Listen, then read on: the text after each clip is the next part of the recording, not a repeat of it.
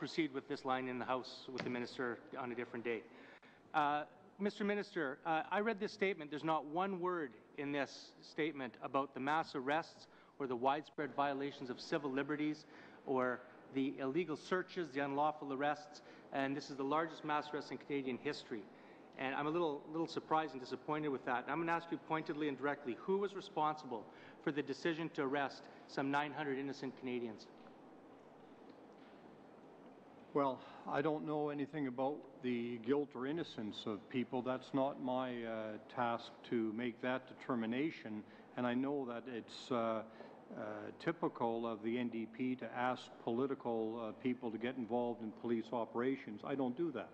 And it would be inappropriate for me to do that. You know that. And to politicize what is essentially a police operation is entirely inappropriate.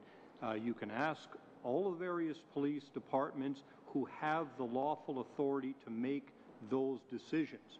But as a politician, even as a minister, I do not have that authority, and it would be highly inappropriate for me to, in fact, intervene in a political way in the independence of any policing agency. Okay, Mr. As Minister, I've indicated, Mr. Minister, excuse me, I have limited time here.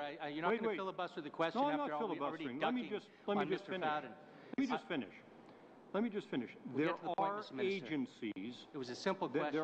Well, then let me give you a simple answer.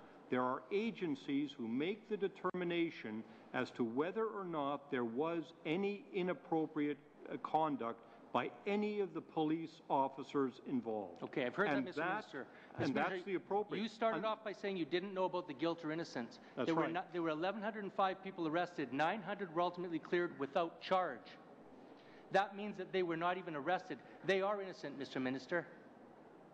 The people that arrested them ended up dropping the charges when they went back to court. You said they weren't arrested. 900 people were arrested, 900 people were charged, and those charges were dropped.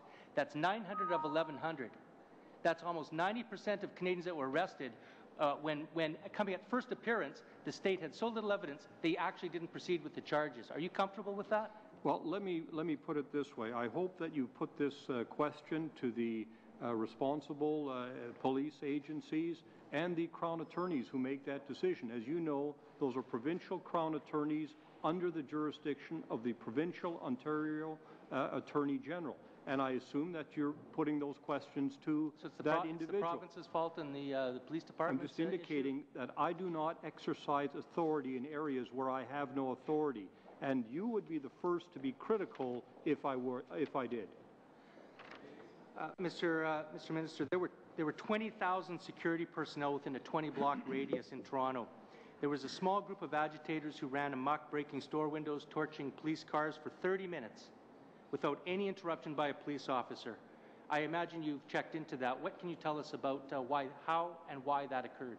Well, I can leave it to either the RCMP officer here or the security advisors to do that. I do not get involved in the determination of the guilt or innocence of individuals on our streets who are demonstrating lawfully or otherwise. Mr. Minister, hang on. I wasn't asking anything about guilt or innocence.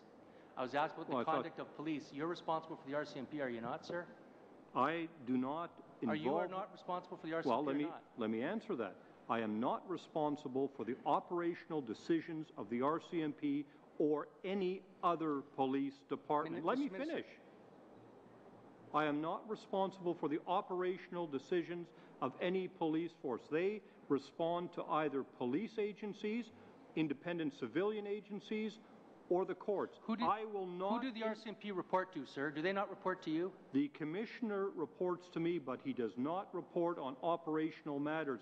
And what you're asking me to do is essentially unlearning the lesson that we learned at the Hughes inquiry. Do you recall the Hughes inquiry in the APEC? Of course I do. And when the Liberals involved themselves in RCMP operations at a demonstration?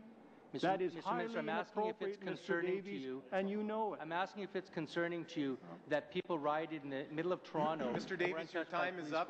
Your time is up. All right. In fact, you have more time than what we'll proceed to the government side. Mr.